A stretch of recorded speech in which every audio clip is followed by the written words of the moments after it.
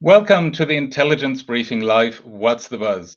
Where leaders and hands-on experts share how they have turned hype into outcome. Today, we'll talk about leading your AI CoE to success. And who better to talk about it than someone who's done just that? Brian Pearce. Hey, Brian, how are you? Hello, Andreas. How are you? All right. Thank you so much for joining. I'm so excited that we have the opportunity to have you on. And we've talked a couple of weeks and actually also a couple of months ago. And I was so inspired by the story that you've shared, your own career story, in how you have built and led a CoE at one of the largest US financial firms. And so I, really wanted to make sure to have you on as the first guest, also as part of the LinkedIn Creator Program that just kicked off this week. And see what you can share with the audience, what has worked for you, what they can take away as well. So, but before I talk too much, why don't you tell us a little bit about yourself? Sure. And I think just, for context today, I was a member of a leadership team that built an AI CoE at a large US financial institution. We were responsible for, standing up the CoE and ultimately delivered $200 million worth of models in sort of a 2-year time frame once we actually got going. And specifically, I was responsible for product, for go-to-market, and for customer success functions in that CoE. So, it's a team sport. There's lots of other players, but that was sort of my role within that leadership team. Awesome. Thanks for sharing. So I'm confident that the learnings you have gone through and that you'll share, and the ones that resonated with me, are probably the same ones that others in the audience are either experiencing right now, or as you're getting onto that path of leading a CoE that you might run into. So pay close attention. So for those of you in the audience, if you're just joining the stream, drop a comment in the chat. What do you think the role of a leader in the AI space in business should include? And there's one more thing I want to share with you in the audience. So for the next 6 weeks, we'll change things up a little bit here on What's the Buzz. I'll give this one here a rest. And that way we can jump straight to our conversation and have a lot more time for your questions. That's really important for me, that you can ask your questions and have more of an interactive dialogue with my guest. So don't be shy, put your questions in the chat. And by the way, on Tuesday, we'll have 𝗲𝗏 𝗪𝗁 join What's the Buzz, and he'll share his learnings from working with leaders and developing AI strategies that you can put into action. So I'll post the link in the chat in a minute. All right, so with that, let's jump to the first question. I know we've talked about this already a little bit, and many people in my network that lead AI projects come from very, very different backgrounds professionally. And so I'm always interested to learn about the path that people have taken in their career. And so I'm curious, what's been your journey to AI? Can you share a bit about that with us? Yeah, for sure. And I think, I think my journey is a little bit different than a lot of folks in this space. I really came at AI as someone that's been, someone described me the other day as a full stack product manager, which I fully embrace that description.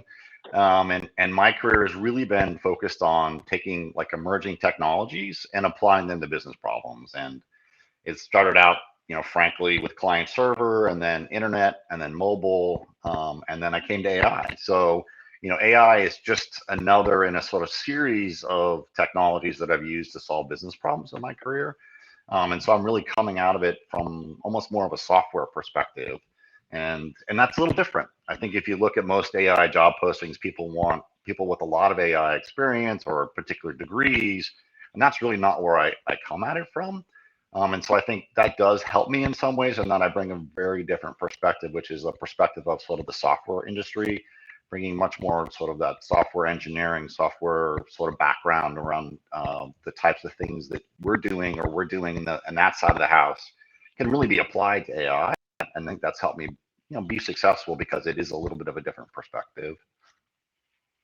That's awesome. I think that's also very encouraging, right? Because to your point, a lot of times there's this expectation that you need to have a PhD in statistics or have been a researcher before you can move into this kind of a role. But also from my experience, I feel that having a different background and different perspective also gives you a different perspective on the topic of AI and making it relevant in business, and also as you talk to your stakeholders in business about these kind of things. So yeah, absolutely. I mean, I think I was joking with you. I feel like 99% of job postings today, I would be automatically just rejected from an AI job posting, right? If you look at the way the postings work, and it's like, no, I've been there, I've had success, I have a lot of perspective I can bring, but because there's something of a focus, right, that ends up being a barrier for a lot of folks. And I don't think it needs to be. Right. That's awesome, and I think it's also on all of us as we move into leadership roles to carry this forward, right, and to look for diverse skill sets that in the end help us become better and build better teams. So maybe let's switch gears a little bit. We want to talk about leading a CoE for AI. Maybe as the first step, right? We should probably talk about what does a CoE even do, and it's the abbreviation for Center of Excellence, but what actually stands behind it? What do we mean by it, and what needs to be in place to build one? When is a good idea to have one in the first place? Yeah, I mean, it's so funny. It's such a basic question, but it's actually really important to understand. And talking with other CoE leaders, and in looking at my own journey and our journey when we built our CoE, I think it can mean different things for different companies, really based on culture and business needs. But at its core, at its very core, an AI CoE should be about accelerating the realization of business value when you're using AI. So, it's really about how do you go faster, do better, get more results when you're using AI, and move it from really being about experiments or the lab or R&D into really delivering value for your stakeholders, real value in the business as opposed to just sort of learnings or experiments. Fantastic. So let's maybe turn it over to folks in the audience. If you have a question for Brian, put it in the chat. We'll take a look here in a minute. And I really want to make sure that we do have enough time to answer your questions, which is also why we're going a little longer today, about 25 to 30 minutes. So while we're expecting questions, I think the other part that I feel is so important, not only having the right skill set and understanding why you need the CoE, but I feel we all go through a certain journey, right?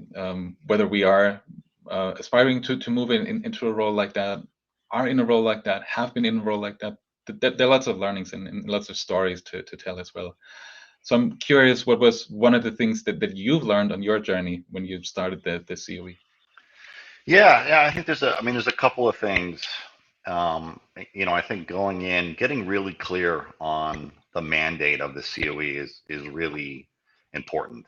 Why does the CoE exist? What's it going to do? How's it going to help your company?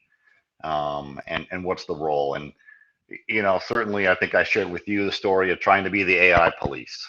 When we first started, we were really excited about AI, and we were going to catalog and control and decide every vendor in the company that was using AI. And it was just a complete failure because everybody has got AI embedded in their products. And the idea that our team would somehow have control over this was just not realistic. I mean, at this point, the hardware routers have AI models in them. Like, are you really going to have your team be responsible for the hardware, the models in a hardware router? It's just it's not possible, right? So really getting smart about that, getting your data in place, and data governance is really critical.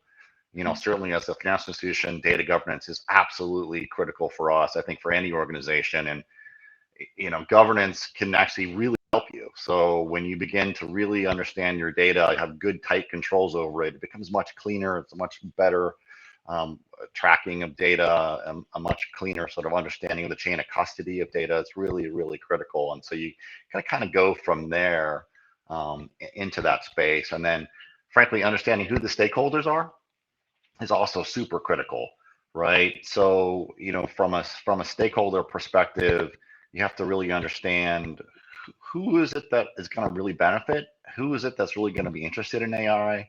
You know, for us, we had our governance, we had model governance, we had data governance, we had our business lines. Those were all stakeholders, and you know, it was really important for us. And even like legal and compliance were important stakeholders, where we had to do education and then, you know, continue to keep them in the loop as we move forward. And so really that was really critical for us, is understanding the sort of full ecosystem of stakeholders, and then having a plan to actually engage those stakeholders. And frankly, we did a lot of education. You know, the legal team was not happy when I showed up for the first time and told them, guess what, AI, it doesn't follow rules, right? It doesn't follow, you don't tell AI things. AI learns. And there was not some happy people, right? There was some like, wow, this is going to be a problem, Brian. But we worked through it, right? And we began to understand. But it's really that understanding that was getting to a common understanding that was really, really critical for us. Yeah. Awesome. Yeah, I remember having similar conversations with some of the customers that I've worked with, and specifically around risks and controls. Right? As soon as you get in that area, and like I said, legal as well, it starts getting a little finicky. So let me pick up maybe on that AI police topic real quick. I see we're getting a few questions in the chat already. What has that led to as you and the team started trying to catalog as much as possible? How is the resonance, the feedback from your peers?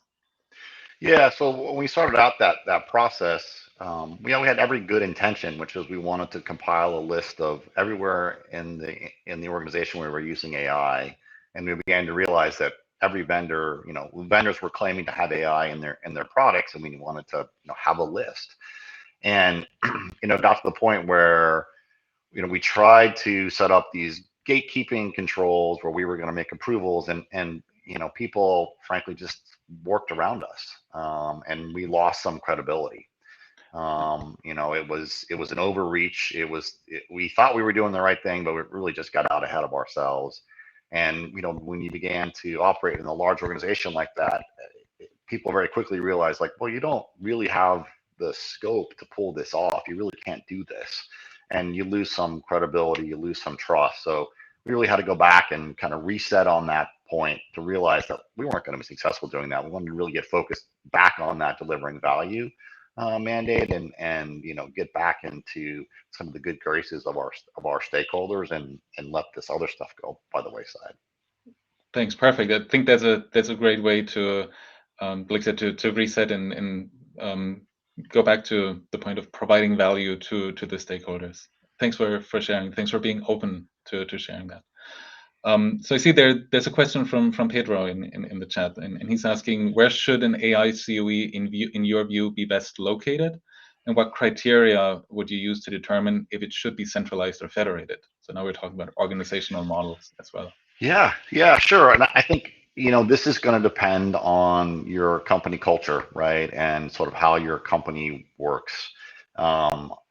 You know, for us, what we ended up doing is we had a virtual team. So we had a business team that I sat on that was in our innovation group, and that's where sort of the head of the CoE sat. We had a data science team in our data group, and we had a technology team in our technology group, and we worked together as a leadership team, because you really need a blend of all those skills. And you know, that was the way that worked for us. I think what you risk is, if you have the CoE, say, be just in your IT organization, you have to make sure that it's not just a solution looking for problems to solve, right? You have to make sure that the business is engaged and you're really thinking about the right business problems. You know, you don't want people to you know, just see it as yet another tool in the toolbox, right? Oh, you got Java, and you've got AI, and you've got, you know, NoSQL, and hey, they're all kind of together in an IT toolbox. And so I think you need to make sure that your organization, if it's going to be sitting in IT, and then I think when it sits in a data organization, I think you have to really make sure that that data organization is connected to the business, right? Like, do you have the business knowledge in that?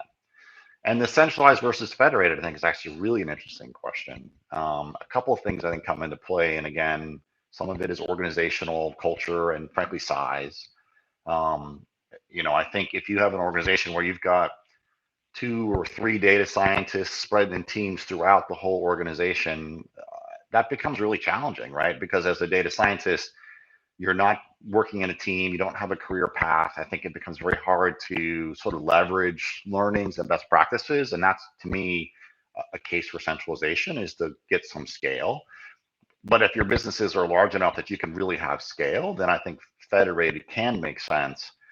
For us, we started out as a centralized model and moved to I would call it a semi-federated model. We continued to have some centralized resources developing models, but then the very large businesses who could hire their own teams of data scientists did that as well. And the central team became like best practices, platforms, and tools, and really try to keep a kind of a community of practice together. So it's going to sort of vary by company. I know it's not like a magic answer, right? But I think you have to really factor in these different aspects of that decision.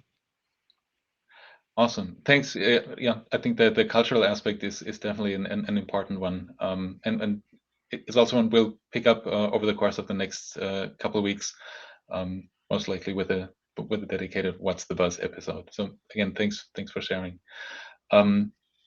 I see there's another question from Octavio in the chat, and he's saying, do you see the role of IT automation infrastructure platform within the scope of the CoE? Yeah, we didn't have that. We worked with the RPA team and the RDA team as part of it. I have to say, I think the most interesting model that I saw was ran into a CoE leader that had a team that was AI, RPA, and process engineering, which to me is like, well, that is perfect, right? Because you know what, you can show up, there's a business problem, you bring your process engineering team in there, you figure out like what's going on, what's the best way to solve these problems, what's the best process, and then you can apply both RPA and AI together. What I often caution people, right, as you begin to think about AI and applying AI is AI can make a bad process really fast, right? You can speed up your bad process. You can make bad decisions over and over again. So you need to be really thoughtful about the process that you're looking at and where you're going to drop AI or RPA into that process. And that team that had all 3 together was pretty compelling. For us, scale was just too large, and so we split those up and we had different teams. But I do think there's some synergy between those teams working together for sure. Awesome, thanks for answering. So you mentioned a little bit about the being the AI police and going back to the drawing board and repositioning yourself. How did things work after you had done that and you started getting into your first AI projects? What were some of the learnings early on that have carried forward over the journey? It took us a couple of attempts to get it right. I think at first we got really excited about building models, and we didn't want to disappoint our stakeholders, so we took in every project, and we began to then sort of lose projects deep in the pipeline. So after working on them for weeks or months, projects would kind of wander away. We run into some problem and it would stop. And so, we had to really begin to do a much better job up front of filtering what projects were we going to take on, and how do you really make sure that what you're doing is in fact a good AI problem to solve. And it turned out, a couple of things we needed to get really focused on. One is really about data. So do you have the data to solve this problem? Right? Like if you don't have the data, or the data isn't easy to get to, in some cases the data was really challenging to get to. We had it, but it was kind of locked away. it was going to take months to unlock it and to get it into shape to use. Like, that's a good project to take on, right? You got to go solve that problem. And then there's an actionability question, right? So, building a model doesn't actually solve any business problems. Somebody has to, or some system has to consume the output of that model and make a business decision. And we had some models that we were all excited to build. We had the data and we trained them up, and TBM, and this is so great. And there was nobody to use the output. Or the system that needed to use the output had a 2-year backlog before they were going to consume it. So there was this huge mismatch in terms of the model was ready, but the system that needed to consume the model output wasn't ready. So we got a lot better, and we had to say no more upfront to stakeholders, and just do a better job filtering what things we took on. But once we got that going, we found that we got a much better success rate in terms of the things we began to work on, and began to get more traction in terms of actually delivering things. Mm-hmm. I remember from my own role, right? Prioritizing also comes with a set of criteria that you want to prioritize these cases by. You mentioned the models that the CoE has built have led to $200 million in savings. How did you quantify that, or what were some of the KPIs that you put in place to measure that?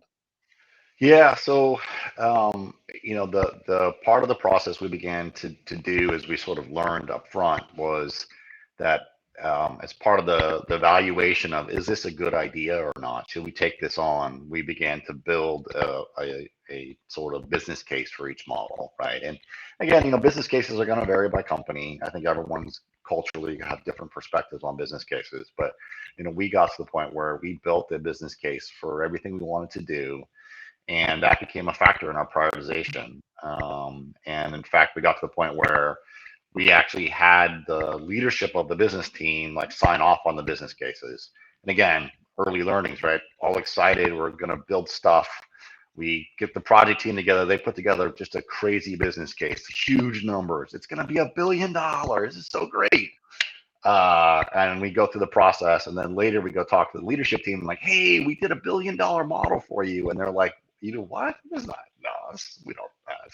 So we got much smarter about upfront, put together a business case, make sure it's relatively realistic, and get sign off from that senior leadership team on that model. And then that became an input into our prioritization. I mean, along with sort of the idea around sort of, is the data available? Is it actually actionable? So, are the systems or people in place to actually consume the output of that model? And it's really a good use of AI. So in some cases, even though you have maybe had some value and you had the data, is it really something where you need AI, or could just simply a regular analytics report do the same job for you, probably cheaper and faster, and we can have our AI resources focus on something else. Awesome, thanks. So I'm taking a look at the chat and also look at the clock, and I'm trying to reconcile the two. So let's see. One of the questions. Let me see. Was from Michael. How do you keep an AI CoE relevant to enterprise groups? Do you hold regular calls, install members within other teams, produce internal reports? What's the one tactic that you do not recommend following? Yeah, a couple of things that we did. So when we first started the CoE up, we put together what we called the roadshow, and we just barnstormed, right? We had a kind of a great presentation that talked about sort of different aspects of AI, how to think about AI, what were good AI projects, what were not good AI projects, and went all over the company. And whether it was a one-on-one with the senior leader, or an all-hands call, or a team meeting, or we presented to hundreds of people at offsites. So we really just try to generate interest in AI program and awareness, and try to use that as an opportunity to drum up business. And then what we did as well is we had basically a team of folks that were some businesses would call them a go-to-market team, or a consulting team, that were basically aligned with the businesses. So, we had one person on our team that their job was to work with the deposits business, and, go to the deposits business and sit down and get to understand that business and the leaders, and evaluate with them, like, what are their top 10 priorities for the year? And of those 10, which ones might be AI opportunities? And then of those 6 that are AI opportunities, what 3 are actually actionable? And so by building those relationships, and really getting into that business, that helped us sort of stay top of mind. Because as you know, these businesses, they've got lots of things going on. AI is like 1% of their mind share. And so if you're not there with them, they're not thinking of you. They don't realize this is a new tool in the toolbox that they could be using. There's some opportunities here. And then when it comes like the budget time, they don't put aside any budget for AI projects. And then you're stuck, right? You have to wait a whole budget cycle to get back in. So we were really trying to stay top of mind by using that kind of relationship model. Mm-hmm. I think the thing that was most challenging, just given the culture, was any sort of mandate, right? So, the culture of the company was such that people didn't really like this whole centralized function. People were kind of suspicious of. And any type of mandate that came out of that centralized function, you have to do it this way, you have to work with us. That was challenging, right? And so we had to really not use that, right? You can't play bad cop all the time. And you really had to go to people and say, I'm here to help you, right? Like, help me help you be successful. I'm 𝗕𝗿𝗄𝗧, right? Help me to help you be successful in your business. I have tools, I have resources, I have some new problems, new ways to solve the problems you have. I'm here to listen, and I'm here to be your partner. And that was a much, much more successful approach to that.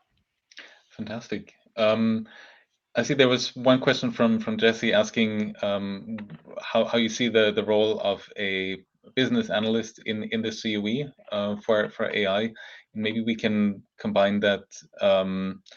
Let's see, there was another question from Janet. What's the business case for change, and how will you drive change beyond the process? And so what's the role of a business analyst, and what's the change you drive, and is there maybe a connection between the two? Yeah. And I think, one of the things I think that's important to understand, and one of the things that became really critical for us to help people understand is AI by itself, it's not going to solve any problems. You have to have some context around it. And so, when we talk about a business analyst, it's really about helping to put AI in that context. And, whether it's other systems, right? Because when you're actually in production and you're actually scoring your model, right? You've got data in, you got data out. So where is that data going? What is the business process that's in the context of, and who's doing something with it, right? And it's easy to get focused on, hey, I'm building this model and I've got my training data and it's, oh, my model's so great and look at my area under the curve. But it's like, well, okay, that's great for training, but to actually score, you need data in, you need data out, and you got to think about who's consuming that data out and who's sending the data in. And that's really where the business analyst comes into play, and understanding sort of the context of that project. And the value play really comes into, okay, great, what is the value of that overall effort, right? The model by itself, no value, right? If you're not doing something with the output of that model, then you're just doing experiments, you're just doing R&D, right? Which can be useful in some contexts, but you're not delivering value to the business, right? So that's why it became important to really understand, what's that full pipeline, and once we're actually in production, what difference are we going to make? What's really going to change in that business process, and how are we going to impact the bottom line? Perfect. I see we're getting close to the end of our 30 minutes, and I want to be conscious of your time and our audience's time. Seems like there's never enough time to talk about these things. Even if I move it from 15 to 30 minutes. But hey, maybe can you summarize it in one point? What's the one main takeaway for our audience today before we wrap up? Yeah, I mean, I think for me, the real key is, AI is not magic. And what's really critical is you have to really get focused on delivering business value. So AI is a fantastic tool that you can use to do that. But you need to focus on what is the actual problem you're solving, and how's it helping. You can't just be focused on, oh, it's great, we're building models, this is really cool, I want to do deep learning and let's do a neural net. Like, that's just not not got to be the focus. The focus has to be on solving business problems and using this powerful new tool called AI that's in our toolbox. Awesome. That was very concise and straight to the point. And again, resonates deeply with me and what I've seen, and I'm sure with what many of you in the audience are seeing as well. So with that, we're coming to the end of the show. Thank you so much for joining us and for sharing your expertise with us and learning with us. Like I said, to those in the audience, join us on Wednesday when 𝗲𝗵𝘁 𝗪𝗏 talks about defining your AI strategy and setting that up for action. So see you next time for another round of the Intelligence Briefing Live. What's the Buzz? And thanks, Brian, for joining me today. Thanks, Andreas. Really enjoyed it. It's a fun conversation. Awesome. Thanks.